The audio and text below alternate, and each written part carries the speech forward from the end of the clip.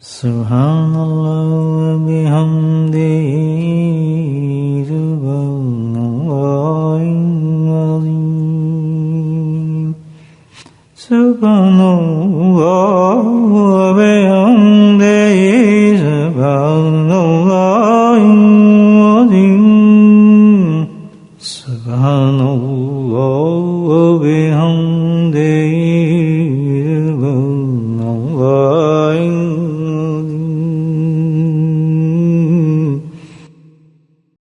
نحمده ونصلي على رسوله الكريم أما بعد قال الله تعالى في القرآن المجيد أعوذ بالله من الشيطان الرجيم بسم الله الرحمن الرحيم إن الله وملائكته يصلون على النبي يا أيها الذين آمنوا صلوا عليه وسلموا تسليما اللهم صل على سيدنا ومولانا محمد معدن الجود والكرم اللهم صل على سيدنا ومولانا محمد وآله وصحبه اللهم صل على سيدنا ومولانا محمد وآله وصحبه وبارك وسلم أما بعد سبحان اللہ. اللہ کے فضل سے بزرگان دین کی نگاہ کرم سے بالخصوص اپنے شیخ رحم اللہ کی توجہ سے اس غفلت کے زمانے میں، بے پرواہ زمانے میں، جس میں اللہ کو بھولنے والے زیادہ ہیں اور یاد کرنے والے کم ہیں، اللہ پاک نے ہم جیسے ناکارہ لوگوں کو کچھ دیر اپنے ذکر کے لیے جمع کیا ہے. کہاں ہم اور کہاں اللہ کا یہ کرم، نہ الفاظ ہیں نہ زبان ہے شکر کے لیے، بس اس کا فضل ہی فضل ہے. ایسی نعمتوں کا اظہار شکر جو ہے وہ یہ ہے کہ انسان اللہ کی اس نعمت کو برقرار رکھے اور اس کی قدر کرے. وساوس شیطان تو راستے روکتے ہی ہیں انسان کے، جس میں تو کوئی شک نہیں، لیکن جب ایسا کبھی راستہ رکنے لگے، نفس و شیطان غالب ہو اور اللہ کی اس نعمت سے ہمیں دور کرنے لگے، تو بس ایک چیز سوچ لے آدمی، ایک چیز سوچے کہ اللہ تو ہم پہ کرم کر رہے ہیں اور ہم ناشکرے بن رہے ہیں. کتنی بڑی بات ہے. بہت بڑا شکر کرے اللہ کا کہ اللہ تو اتنا بڑا کرم کر رہا ہے اس وقت، ایسے زمانے میں تو مجھے اپنی یاد کی توفیق دے رہا ہے. اللہ سبحانہ تعالیٰ نے قرآن میں ایک عجیب انداز سے ذکر کرنے والوں کی تعریف کی ہے. ان فی خلق السماوات والارض واختلاف اللیل والنہار لآیات لأولی الالباب. سبحان اللہ. بزرگان دین فرماتے ہیں کہ یہاں اللہ تعالیٰ نے کہا ہے اولی الالباب لآیات لأولی الالباب، یعنی ایک خاص قوم کی طرف اللہ نے بڑے فخری انداز کے ساتھ قرآن کے اندر اعلان فرمایا ہے. اور وہ قوم کون سی ہے؟ اولی الالباب، عقل مند لوگ، اہل دانش لوگ. یہ تو ہے ایک ترجمہ جو کرتے ہیں عموماً ہم لوگ. حقیقت میں یہ عقل مند کیا مطلب اس سے؟ اہل دانش کون ہے؟ ہم سمجھتے ہیں عقل مند وہی لوگ ہیں جو دنیا کے اندر ترقی کر رہے ہیں، جو بہت آگے جا رہے ہیں، یا بہت ہی زیادہ دنیا کے اندر مصروف ہیں، یا بہت زیادہ عروج حاصل کر چکے ہیں. نہیں، اگر آگے اس کا حساب کھلتا ہے. بزرگان دین فرماتے ہیں کہ اولیاء الالباب مطلب یہ نہیں بلکہ اولیاء الالباب وہ لوگ ہیں جو اہل معرفت ہیں. اہل معرفت کو اللہ نے اولیاء الالباب کہا ہے. اہل معرفت کون ہے؟ جو اللہ کی محبت کو تلاش کرتے ہیں اور اللہ کی محبت میں غرق رہتے ہیں. ان کا مفہوم زندگی یہ ہے کہ اللہ کی محبت میں گم رہیں، فنا ہو جائیں. ان کو اللہ نے کہا اولیاء الالباب. یہاں مجھے اپنے حضرت نور الملوکۃ ایک شعر یاد آتا ہے جو اکثر آپ فرماتے تھے. سرائی کی زبان میں تھا، چھوٹا سا شعر ہے، بڑا اچھا ہے. ہر آن غرق خیال ہیں پر اصل فارغ بال ہیں. یعنی آپ تعریف فرماتے تھے، اسی زمرے میں آپ آ جائیں اولیاء الالباب کے سلسلے میں کہ کون لوگ ہیں جو اہل معرفت ہیں. تو حضرت فرماتے تھے ہر آن غرق خیال ہیں. ان کی تعریف قرآن نے یہ کی ہے کہ وہ ہر وقت اللہ کی یاد میں غرق رہتے ہیں. پر اصل و فارغ بال ہیں، یعنی ان کو کچھ پتہ نہیں ہوتا کہ ارد گرد کیا ہو رہا ہے. They don't bother for that. They don't bother anything. بس ان کا ایک کام ہے کہ وہ اللہ کی یاد میں اپنے آپ کو فنا کر دیتے ہیں. ان کو اولیاء الالباب کہا جاتا ہے. اہل معرفت ساتھ یہ ہے اولیاء الالباب. تو اللہ کہتا ہے کہ اولیاء الالباب کی تعریف کرنا الذین یذکرون اللہ قیاما وقعودا وعلی جنوبہم. کتنی بڑی تعریف کی کہ دیکھیں یہ ہیں اولیاء الالباب جو ذکر کرتے ہیں. صرف ذکر ہی نہیں کرتے، سبحان اللہ، بلکہ ذکر کو اللہ نے ڈسکرائب کیا کہ ان کی جو پوزیشن ہے ذکر کرنے کی وہ بھی بتائی ہے. اللہ اکبر. جو ان کی حالتیں ہیں اللہ نے اپنے قرآن وہ بھی بتایا کہ یہ دیکھیں اہل دانش نہیں، یہ وہ لوگ ہیں جو میری معرفت میں غرق ہیں. وہ صرف ذکر ہی نہیں کرتے کہ چلو بھائی تسبیح کر لی، اتنی تسبیح کر لی. نہیں، الذین، ان کا تو کام ہے قیاما وقعودا وعلی جنوبہم. کھڑے ہیں تو یاد کرتے ہیں، بیٹھے ہیں تو یاد کرتے ہیں، لیٹے ہیں تو یاد کرتے ہیں.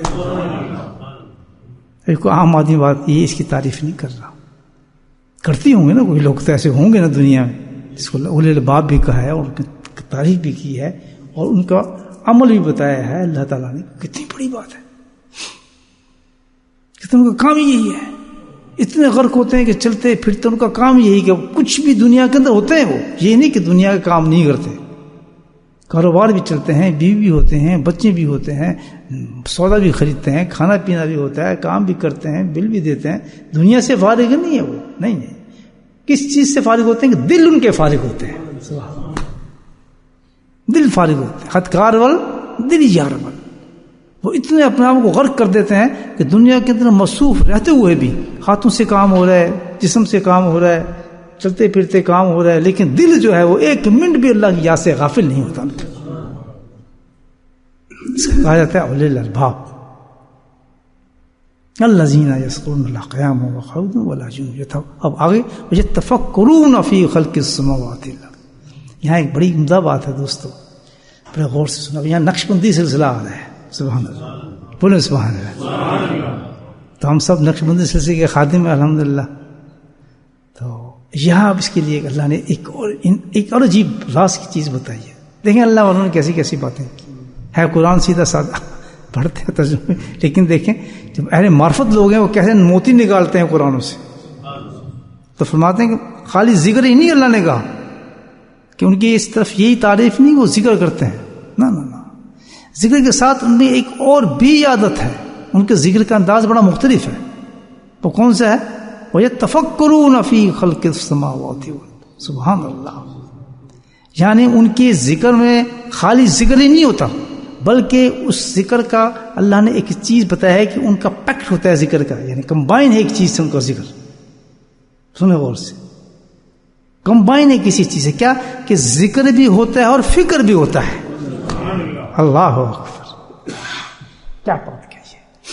ذکر بھی ہے اور کیا ہے، فکر بھی ہے. یہ ایک ہائی سٹیج بتائی اللہ تعالیٰ نے. کتنی ہائی سٹیج ہے ذکر کی کہ ذکر بھی ہے اور ذکر خالی نہیں ہے بلکہ کیا ہے، فکر بھی ہے. تو جس کے اندر ذکر بھی ہو فکر بھی ہو، سبحان اللہ. امام غزالی رحمۃ اللہ فرماتے ہیں اور اس کو نقل کیا ہے حضرت شیخ الحدیث نے بھی کہ حقیقت کیا ہے.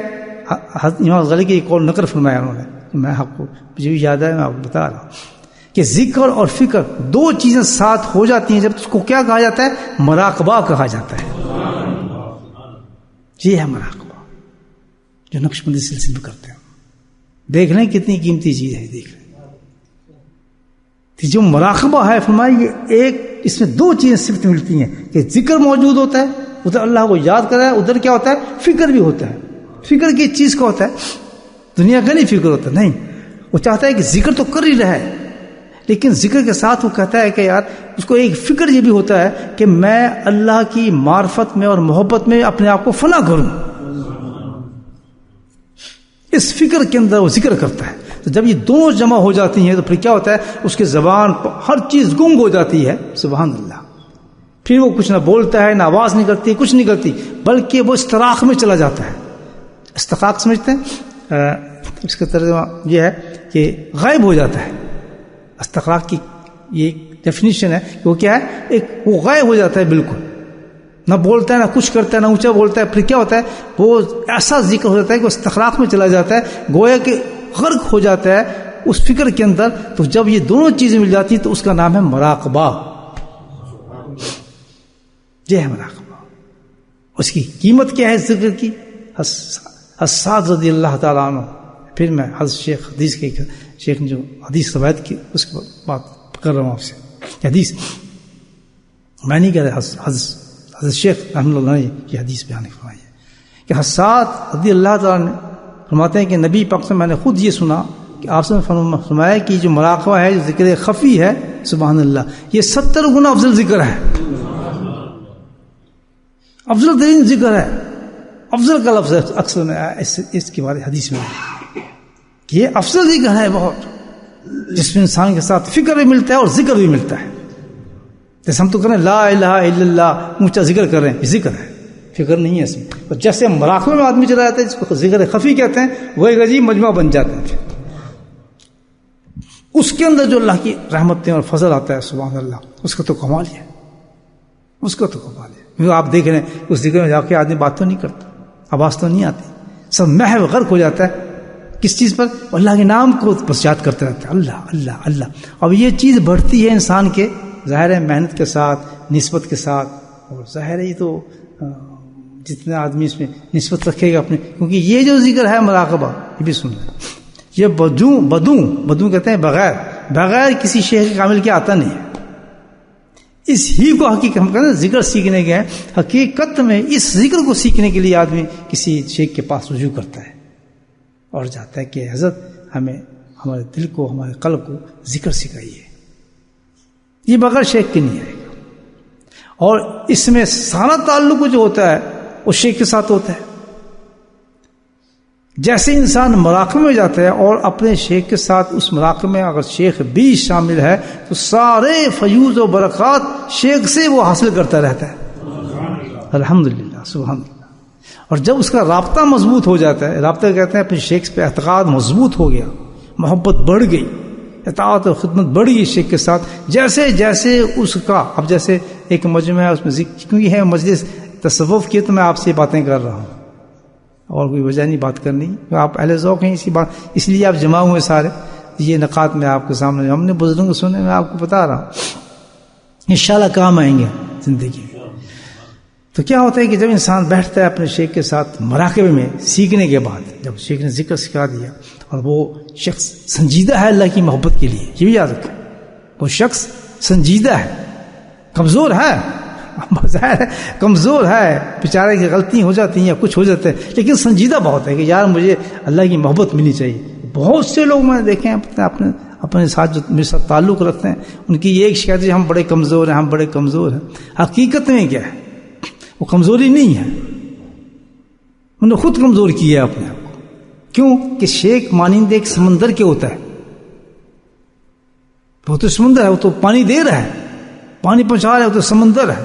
لیکن نہ پانی نہ ملنے کا جو وجہ ہے وہ یہ ہے کہ وہ خود ہی برتن نہیں رکھتا، اس کے پاس خود ہی ظرف نہیں، وہ خود ہی سے قابل نہیں ہو رہا.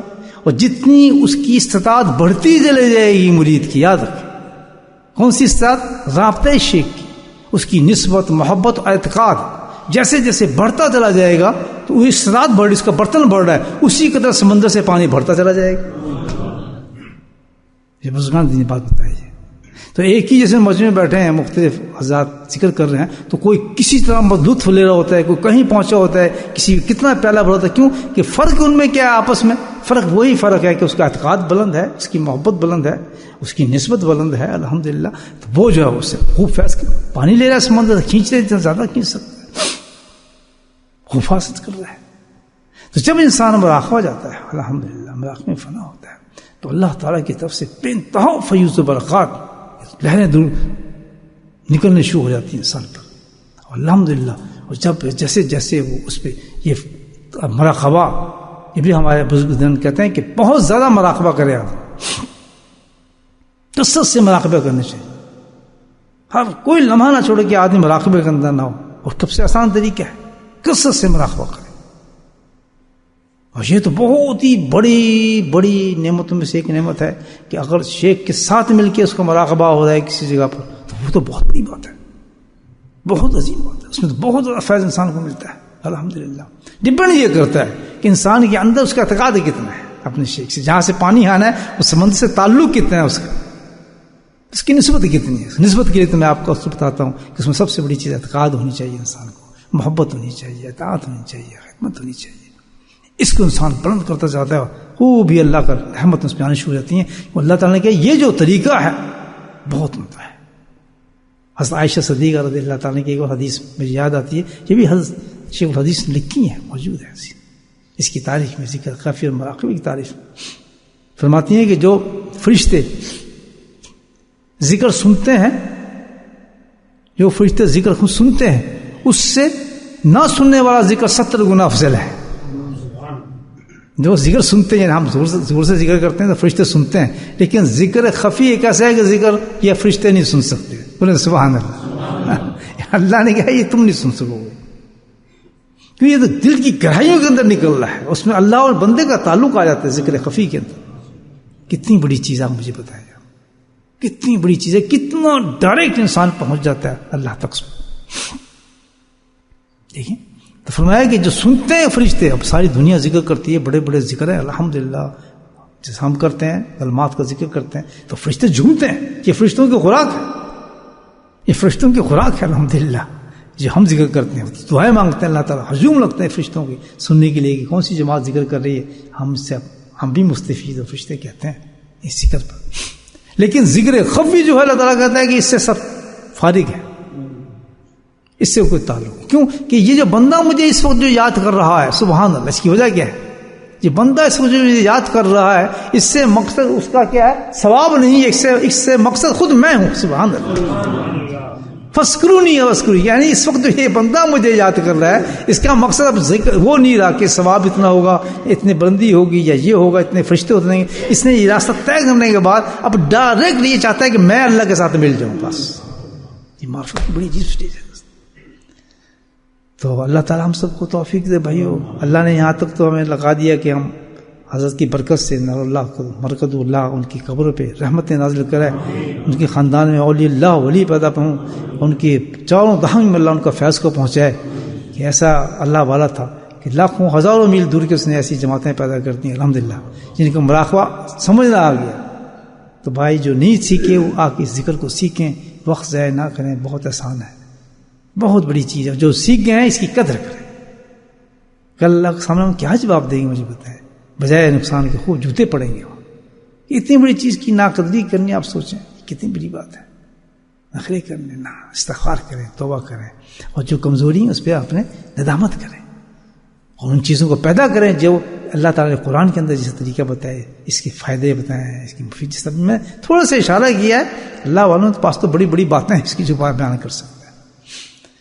اس کے چھوٹے چیز نہ سمجھیں، صبح شام بیٹھا کریں، ہر ذکر میں آگے بیٹھیں، اور بڑی سنجیدگی کے ساتھ مراقبہ کیا کریں، سوچ کے کہ اس وقت ساری چیزیں ختم ہو چکی ہیں، بس میں اور میرا اللہ ہے جو قرآن کہہ رہا ہے. اور میں کون ہوں؟ میں اہل دانش نہیں ہوں، بلکہ کیا ہوں؟ میں اہل معرفت میں شامل ہو چکا ہوں. ان بندوں میں اللہ نے مجھے شمار کر لیا قرآن کے اندر کہ یہ مجھے چاہتا ہے، میں اس کو چاہتا ہوں. جو حب ہوں، جو حب ہوں، قرآن نے کہا کہ یہ مجھ سے پیار کرتا ہے اور میں ان سے پیار کرتا ہوں. تو اس پوزیشن میں اللہ تعالیٰ ان لوگوں کو کہتا ہے جو اس پہ کوشش کرتے ہیں اور محنت کرتے ہیں. ماشاء اللہ ماشاء اللہ، چشم بدو آپ لوگ ماشاء اللہ ہیں وہ جماعت. کوئی کم تو نہیں ہے. آپ اتنی دور آپ کتنی قربانی دینے کے بعد آپ آئے بیٹھے ہیں اور صرف اللہ کے ذکر کے لیے آئے بیٹھے ہیں. کچھ یہاں کے موجودہ حضرات بیچارے ضعیف بھی ہیں تھکے بھی ہوں گے لیکن اللہ کے ذکر کی محبت اللہ نے بٹھا لیا. تو یہ تو اولی الالباب ہیں. اور کیا ہوتا ہے اللہ کی معرفت میں بیٹھیں گے چلو بھائی تھوڑا ذکر ہوگا کچھ بات سنیں گے. نہ تو بہت سی باتیں تھیں بس ہم نے نماز پڑھ لی ہے ہم نے تلاوت کر لی ہے سورہ ملک پڑھ لیا ہے سورہ سجدہ پڑھ لیا ہے اب چلتے ہیں سوتے ہیں یار فرض تو ہو گیا تھا یہ تو ذکر ہے. لیکن اللہ نے کہا ٹانگ کھینچ لی کہ نہیں ابھی نہ جا بھی میں تجھے بہت کچھ دینا چاہتا ہوں. تو یہ شکر کی بات ہے. اللہ تعالی ہم سب کو توفیق نصیب فرمائے.